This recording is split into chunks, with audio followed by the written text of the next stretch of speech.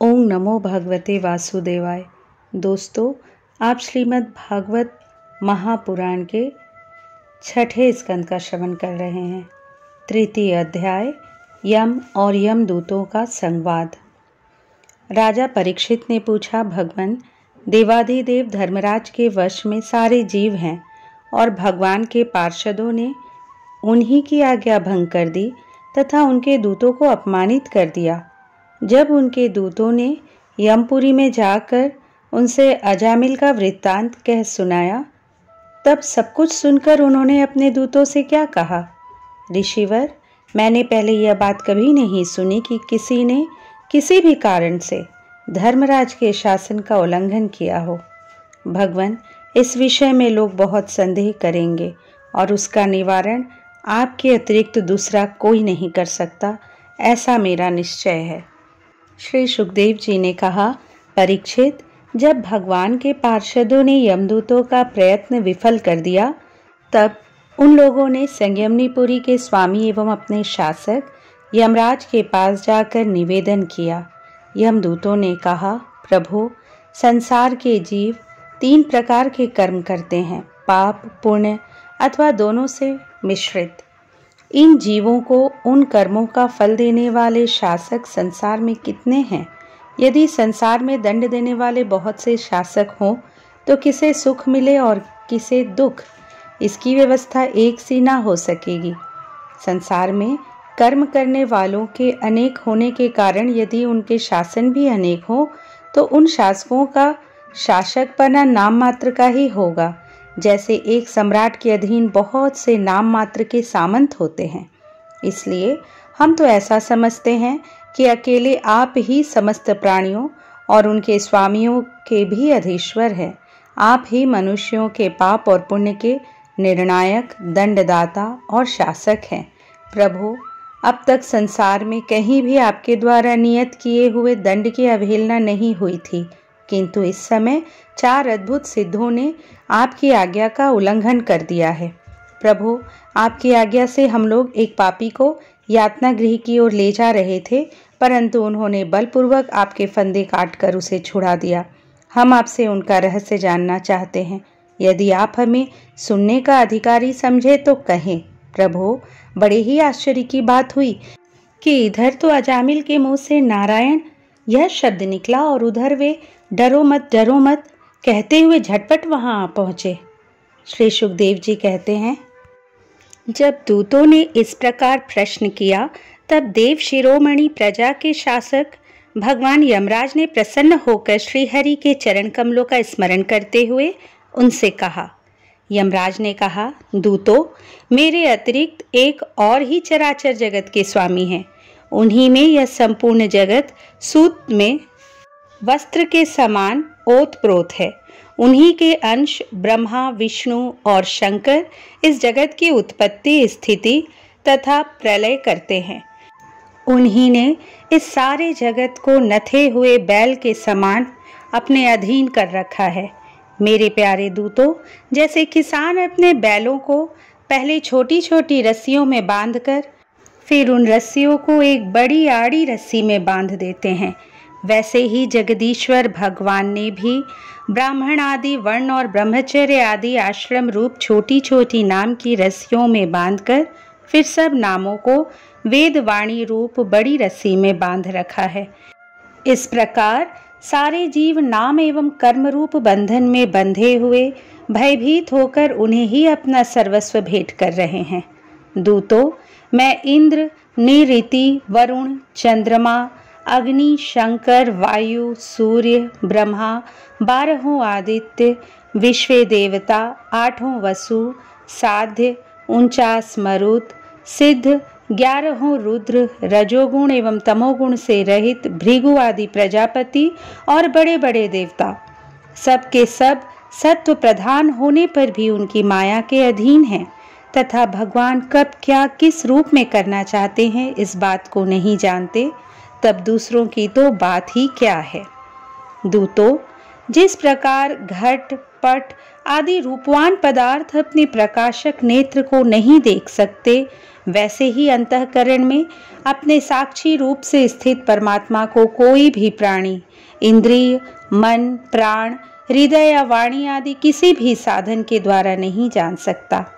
वे प्रभु सबके स्वामी और स्वयं परम स्वतंत्र हैं। उन्हीं मायापति पुरुषोत्तम के दूत उन्हीं के समान परम मनोहर रूप, गुण और स्वभाव से संपन्न होकर इस लोक में प्रायः विचरण किया करते हैं। विष्णु भगवान के सूर पूजित एवं परम अलौकिक पार्षदों का दर्शन बड़ा दुर्लभ है। वे भगवान के भक्तजनों को उनके शत्रुओं से, मुझसे और अग्नि आदि सब विपत्तियों से सर्वथा सुरक्षित रखते हैं। स्वयं भगवान ने ही धर्म की मर्यादा का निर्माण किया है। उसे न तो ऋषि जानते हैं और न देवता या सिद्ध गण ही। ऐसी स्थिति में मनुष्य विद्याधर, चारण और असुर आदि तो जान ही कैसे सकते हैं। भगवान के द्वारा निर्मित भागवत धर्म परम शुद्ध और अत्यंत गोपनीय है। उसे जानना बहुत ही कठिन है। जो उसे जान लेता है वह भगवत स्वरूप को प्राप्त हो जाता है। दूतों, भगवत धर्म का रहस्य हम 12 व्यक्ति ही जानते हैं। ब्रह्मा जी, देवर्षि नारद, भगवान शंकर, सनत कुमार, कपिल देव, स्वयंभू मनु, प्रहलाद, जनक, भीष्म पितामह, बलि, सुखदेव जी और मैं धर्मराज। इस जगत में जीवों के लिए बस यही सबसे बड़ा कर्तव्य परम धर्म है कि वे नाम कीर्तन आदि उपायों से भगवान के चरणों में भक्ति भाव प्राप्त कर ले। प्रिय दूतों, भगवान के नामोच्चारण की महिमा तो देखो। अजामिल जैसा पापी भी एक बार नामोच्चारण करने मात्र से मृत्यु पाश से छुटकारा पा गया। भगवान के गुण, लीला और नामों का भली भांति कीर्तन मनुष्यों के पापों का सर्वथा विनाश कर दे, यह कोई उसका बहुत बड़ा फल नहीं है। क्योंकि अत्यंत पापी अजामिल ने मरने के समय चंचल चित्त से अपने पुत्र का नाम नारायण उच्चारण किया। इस नामाभास मात्र से ही उसके सारे पाप तो क्षीण हो ही गए, मुक्ति की प्राप्ति भी हो गई। बड़े बड़े विद्वानों की बुद्धि कभी भगवान की माया से मोहित हो जाती है। वे कर्मों के मीठे मीठे फलों का वर्णन करने वाली अर्थवाद रूपिणी वेदवाणी में ही मोहित हो जाते हैं और यज्ञ, याग आदि बड़े बड़े कर्मों में ही संलग्न रहते हैं तथा इस सुगमाति सुगम भगवान नाम की महिमा को नहीं जानते। यह कितने खेद की बात है। प्रिय दूतों, बुद्धिमान पुरुष ऐसा विचार कर भगवान अनंत में ही संपूर्ण अंतःकरण से अपना भक्ति भाव स्थापित करते हैं। वे मेरे दंड के पात्र नहीं हैं। पहली बात तो यह है कि वे पाप करते ही नहीं, परंतु यदि कदाचित संयोगवश कोई पाप बन भी जाए तो उसे भगवान का गुणगान तत्काल नष्ट कर देता है। जो समदर्शी साधु भगवान को ही अपना साध्य और साधन दोनों समझकर उन पर निर्भर है, बड़े बड़े देवता और सिद्ध उनके पवित्र चरित्रों का प्रेम से गान करते रहते हैं। मेरे दूतों, भगवान की गदा उनकी सदा रक्षा करती है। उनके पास तुम लोग कभी भूलकर भी मत फटकना। उन्हें दंड देने की सामर्थ्य न हम में है और न साक्षात काल में है। बड़े बड़े परमहंस दिव्य रस के लोभ से संपूर्ण जगत और शरीर आदि से भी अपनी अहमता ममता हटाकर अकिंचन होकर निरंतर भगवान मुकुंद के पादारविंद का मकरंद रस पान करते रहते हैं। जो दुष्ट उस दिव्य रस से विमुख है और नरक के दरवाजे घर गृहस्थी की तृष्णा का बोझा बांधकर उसे ढो रहे हैं, उन्हीं को मेरे पास बार बार लाया करो। जिनकी जीभ भगवान के गुणों और नामों का उच्चारण नहीं करती, जिनका चित्त उनके चरणारविंदों का चिंतन नहीं करता और जिनका सिर एक बार भी भगवान श्री कृष्ण के चरणों में नहीं झुकता, उन भगवत सेवा विमुख पापियों को ही मेरे पास लाया करो। आज मेरे दूतों ने भगवान के पार्षदों का अपराध करके स्वयं भगवान का ही तिरस्कार किया है। यह मेरा ही अपराध है। पुराण पुरुष भगवान नारायण हम लोगों का यह अपराध क्षमा करे। हम अज्ञानी होने पर भी उनके निज जन और उनकी आज्ञा पाने के लिए अंजलि बांधकर सदा उत्सुक रहते हैं। अतः परम महिमान्वित भगवान के लिए यही योग्य है कि वे क्षमा कर दे। मैं उन सर्वांतर्यामी एक रस अनंत प्रभु को नमस्कार करता हूँ। श्री सुखदेव जी कहते हैं, परीक्षित, इसलिए तुम ऐसा समझ लो कि बड़े से बड़े पापों का सर्वोत्तम, अंतिम और पाप वासनाओं को भी निर्मूल कर डालने वाला प्रायश्चित यही है कि केवल भगवान के गुणों, लीलाओं और नामों का कीर्तन किया जाए। इसी से संसार का कल्याण हो सकता है। जो लोग बार बार भगवान के उदार और कृपापूर्ण चरित्रों का श्रवण कीर्तन करते हैं, उनके हृदय में प्रेममयी भक्ति का उदय हो जाता है। उस भक्ति से जैसी आत्मशुद्धि होती है, वैसी कृष्ण, चंद्रायण आदि व्रतों से नहीं होती। जो मनुष्य भगवान श्री कृष्ण चंद्र के चरणारविंद मकरंद रस का लोभी भ्रमर है, वह स्वभाव से ही माया के आपात रम्य, दुखद और पहले से ही छोड़े हुए विषयों में फिर नहीं रमता। किंतु जो लोग उस दिव्य रस से विमुख हैं, कामनाओं ने जिनकी विवेक बुद्धि पर पानी फेर दिया है, वे अपने पापों का मार्जन करने के लिए पुनः प्रायश्चित रूप कर्म ही करते हैं। इससे होता यह है कि उनके कर्मों की वासना मिटती नहीं और वे फिर वैसे ही दोष कर बैठते हैं। परीक्षित, जब यमदूतों ने अपने स्वामी धर्मराज के मुख से इस प्रकार भगवान की महिमा की बात सुनी और उसका स्मरण किया, तब उनके आश्चर्य की सीमा न रही। तभी से वे धर्मराज की बात पर विश्वास करके अपने नाश की आशंका से भगवान के आश्रित भक्तों के पास नहीं जाते, और तो क्या, वे उनकी ओर आंख उठाकर देखने में भी डरते हैं। प्रिय परीक्षित, यह इतिहास परम गोपनीय, अत्यंत रहस्यमय है। मलय पर्वत पर विराजमान भगवान अगस्त्य जी ने श्री हरि की पूजा करते समय मुझे यह सुनाया था। इस तरह श्रीमद् भागवत महापुराण के 6ठे स्कंद का 3य अध्याय संपूर्ण हुआ। 4th अध्याय दक्ष के द्वारा भगवान की स्तुति और भगवान का प्रादुर्भाव। राजा परीक्षित ने पूछा, भगवान, आपने संक्षेप से 3रे स्कंद में इस बात का वर्णन किया कि स्वयंभू मनवंतर में देवता, असुर, मनुष्य, सर्प और पशु पक्षी आदि की सृष्टि कैसे हुई। अब मैं उसी का विस्तार जानना चाहता हूँ। प्रकृति आदि कारणों के भी परम कारण भगवान अपनी जिस शक्ति से जिस प्रकार उसके बाद की सृष्टि करते हैं, उसे जानने की भी मेरी इच्छा है।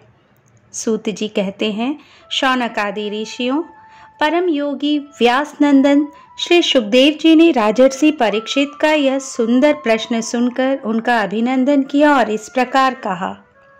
श्री सुखदेव जी ने कहा, राजा प्राचीन बरही के 10 लड़के, जिनका नाम प्रचेता था, जब समुद्र से बाहर निकले तब उन्होंने देखा कि हमारे पिता के निवृत्ति परायण हो जाने से सारी पृथ्वी पेड़ों से घिर गई है। उन्हें वृक्षों पर बड़ा क्रोध आया। उनके तपोबल ने तो मानो क्रोध की आग में आहुति ही डाल दी। बस उन्होंने वृक्षों को जला डालने के लिए अपने मुख से वायु और अग्नि की सृष्टि की। परीक्षित, जब प्रचेताओं की छोड़ी हुई अग्नि और वायु उन वृक्षों को जलाने लगी, तब वृक्षों के राजाधिराज चंद्रमा ने उनका क्रोध शांत करते हुए इस प्रकार कहा, महाभाग्यवान प्रचेताओं, ये वृक्ष बड़े दीन हैं। आप लोग इनसे द्रोह मत कीजिए, क्योंकि आप तो प्रजा की अभिवृद्धि करना चाहते हैं और सभी जानते हैं कि आप प्रजापति हैं। महान प्रचेताओं, प्रजापतियों के अधिपति अविनाशी भगवान श्री हरि ने संपूर्ण वनस्पतियों और औषधियों को प्रजा के हितार्थ उनके खान पान के लिए बनाया है। संसार में पाखों से उड़ने वाले चर प्राणियों के भोजन, फल, पुष्प आदि अचर पदार्थ हैं। पैर से चलने वालों के घास, तृण आदि बिना पैर वाले पदार्थ भोजन है। हाथ वालों के वृक्ष, लता आदि बिना हाथ वाले और 2 पैर वाले मनुष्य आदि के लिए धान, गेहूं आदि अन्न भोजन है। 4 पैर वाले बैल, ऊंट आदि खेती प्रभृति के द्वारा अन्न की उत्पत्ति में सहायक है। निष्पाप प्रचेताओं, आपके पिता और देवाधिदेव भगवान ने आप लोगों को यह आदेश दिया है कि प्रजा की सृष्टि करो, ऐसी स्थिति में आप वृक्षों को जला डालें, यह कैसे उचित हो सकता है। आप लोग अपना क्रोध शांत करें और अपने पिता, पितामह, प्रपितामह आदि के द्वारा सेवित सत्पुरुषों के मार्ग का अनुसरण करें। जैसे माँ बाप बालकों की, पलकें नेत्रों की, पति पत्नी की, गृहस्थ भिक्षुकों की और ज्ञानी अज्ञानियों की रक्षा करते हैं और उनका हित चाहते हैं, वैसे ही प्रजा की रक्षा और हित का उत्तरदायी राजा होता है। प्रचेताओं, समस्त प्राणियों के हृदय में सर्वशक्तिमान भगवान आत्मा के रूप में विराजमान है, इसलिए आप लोग सभी को भगवान का निवास स्थान समझें। यदि आप ऐसा करेंगे तो भगवान को प्रसन्न कर लेंगे। जो पुरुष हृदय के उबलते हुए भयंकर क्रोध को आत्मविचार के द्वारा शरीर में ही शांत कर लेता है, बाहर नहीं निकलने देता, वह काल क्रम से तीनों गुणों पर विजय प्राप्त कर लेता है। प्रचेताओं, इन दीनहीन वृक्षों को और न जलाइए, जो कुछ बच रहे हैं उनकी रक्षा कीजिए, इससे आपका भी कल्याण होगा। इस श्रेष्ठ कन्या का पालन इन वृक्षों ने ही किया है, इसे आप लोग पत्नी के रूप में स्वीकार कीजिए। परीक्षित, वनस्पतियों के राजा चंद्रमा ने प्रचेताओं को इस प्रकार समझा बुझाकर उन्हें प्रमलोचा अप्सरा की सुंदरी कन्या दे दी और वे वहां से चले गए। प्रचेताओं ने धर्मानुसार उसका पानी ग्रहण किया। उन्हीं प्रचेताओं के द्वारा उस कन्या के गर्भ से प्राचेतस दक्ष की उत्पत्ति हुई। फिर दक्ष की प्रजा सृष्टि से तीनों लोक भर गए। इनका अपनी पुत्रियों पर बड़ा प्रेम था।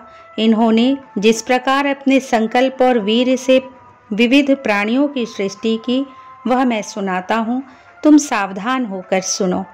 परीक्षित, पहले प्रजापति दक्ष ने जल, थल और आकाश में रहने वाले देवता, असुर एवं मनुष्य आदि प्रजा की सृष्टि अपने संकल्प से ही की। जब उन्होंने देखा कि वह सृष्टि बढ़ नहीं रही है, तब उन्होंने विंध्याचल के निकटवर्ती पर्वतों पर जाकर बड़ी घोर तपस्या की। वहाँ एक अत्यंत श्रेष्ठ तीर्थ है, उसका नाम है अघमर्शन। वह सारे पापों को धो बहाता है। प्रजापति दक्ष उस तीर्थ में त्रिकाल स्नान करते और तपस्या के द्वारा भगवान की आराधना करते। प्रजापति दक्ष ने इंद्रियातीत भगवान की हंस गुह्य नामक स्तोत्र की स्तुति की। उसी से भगवान उन पर प्रसन्न हुए थे। मैं तुम्हें वह स्तुति सुनाता हूँ। दक्ष प्रजापति ने इस प्रकार स्तुति की। भगवान, आपकी अनुभूति, आपकी चित्त शक्ति अमोघ है। आप जीव और प्रकृति से परे उनकी नियंता और उन्हें सत्ता स्फूर्ति देने वाले हैं। जिन जीवों ने त्रिगुणमयी सृष्टि को ही वास्तविक सत्य समझ रखा है, वे आपके स्वरूप का साक्षात्कार नहीं कर सके हैं, क्योंकि आप तक किसी भी प्रमाण की पहुंच नहीं है। आपकी कोई अवधि, कोई सीमा नहीं है। आप स्वयं प्रकाश और परात्पर है। मैं आपको नमस्कार करता हूँ। यूँ तो जीव और ईश्वर एक दूसरे के सखा हैं तथा इसी शरीर में इकट्ठे ही निवास करते हैं, परंतु जीव सर्वशक्तिमान आपके साख्य भाव को नहीं जानता। ठीक वैसे ही जैसे रूप, रस, गंध आदि विषय अपने प्रकाशित करने वाली नेत्र, घ्राण आदि इंद्रिय वृत्तियों को नहीं जानते, क्योंकि आप जीव और जगत के दृष्टा हैं, दृश्य नहीं। महेश्वर, मैं आपके श्री चरणों में नमस्कार करता हूँ। देह, प्राण, इंद्रिय, अंतःकरण की वृत्तियाँ, पंच महाभूत और उनकी तन मात्राएं, ये सब जड़ होने के कारण अपने को और अपने से अतिरिक्त को भी नहीं जानते, परंतु जीव इन सबको और इनके कारण सत्व, रज और तम, इन तीनों गुणों को भी जानता है, परंतु वह भी दृश्य अथवा ज्ञेय रूप से आपको नहीं जान सकता, क्योंकि आप ही सबके ज्ञाता और अनंत हैं। इसलिए प्रभु, मैं तो केवल आपकी स्तुति करता हूँ। जब समाधि काल में प्रमाण, विकल्प और विपर्यय रूप विविध ज्ञान और स्मरण शक्ति का लोप हो जाने से इस नाम रूपात्मक जगत का निरूपण करने वाला मन उपरत हो जाता है उस समय बिना मन के भी केवल सच्चिदानंदमयी अपनी स्वरूप स्थिति के द्वारा आप प्रकाशित होते रहते हैं। प्रभु, आप शुद्ध हैं और शुद्ध हृदय मंदिर ही आपका निवास स्थान है। आपको मेरा नमस्कार है।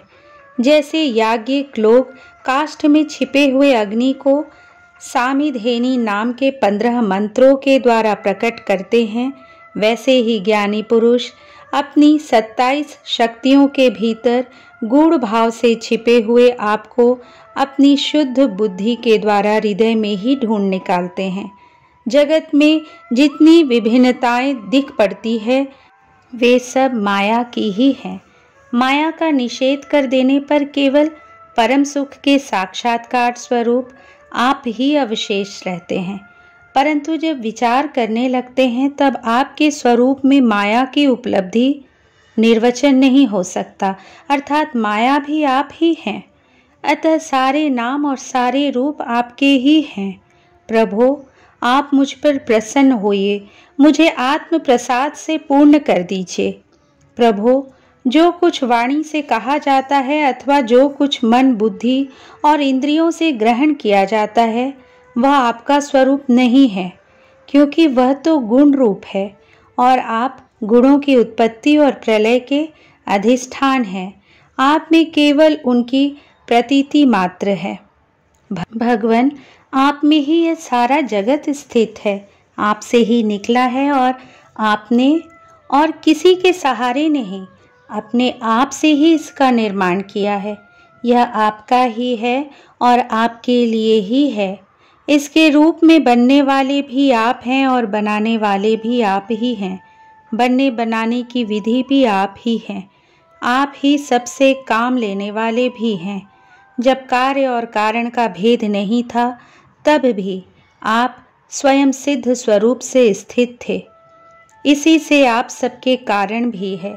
सच्ची बात तो यह है कि आप जीव जगत के भेद और स्वगत भेद से सर्वथा रहित एक अद्वितीय हैं।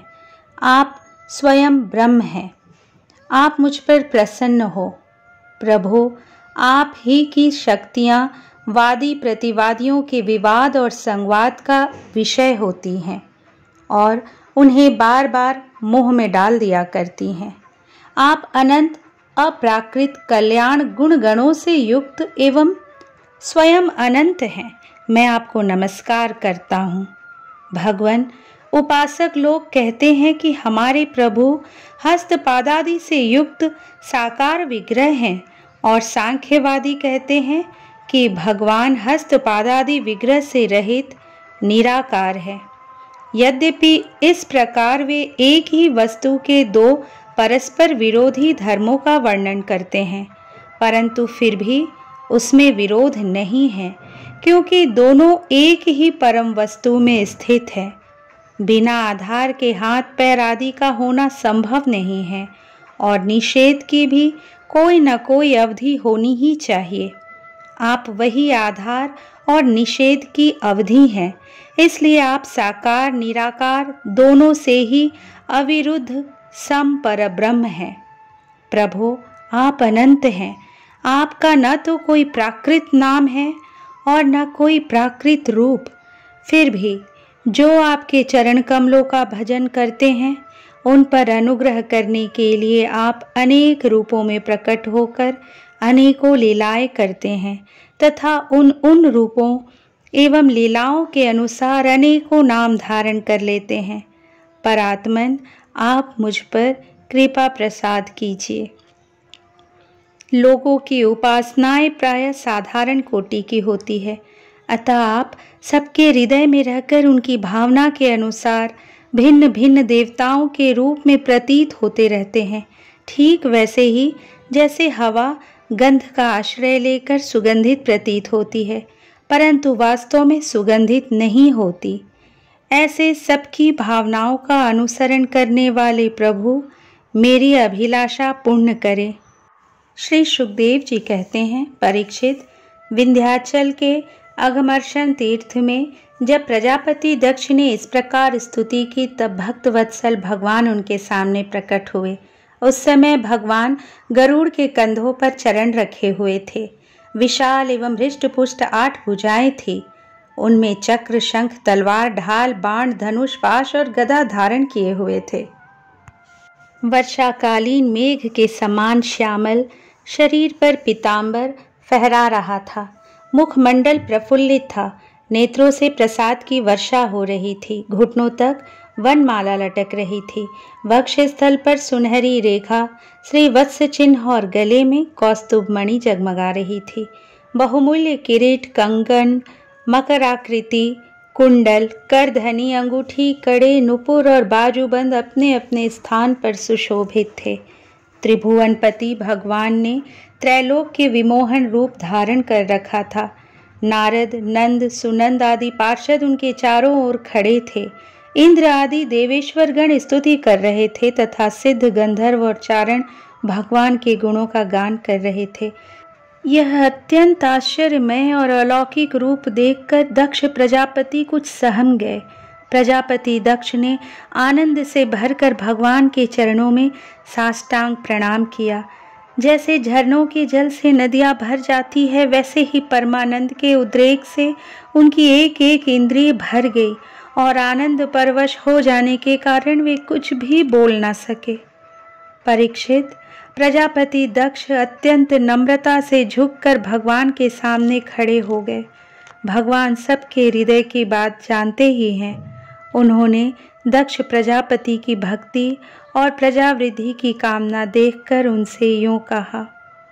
श्री भगवान ने कहा, परम भाग्यवान दक्ष, अब तुम्हारी तपस्या सिद्ध हो गई, क्योंकि मुझ पर श्रद्धा करने से तुम्हारे हृदय में मेरे प्रति परम प्रेम भाव का उदय हो गया है।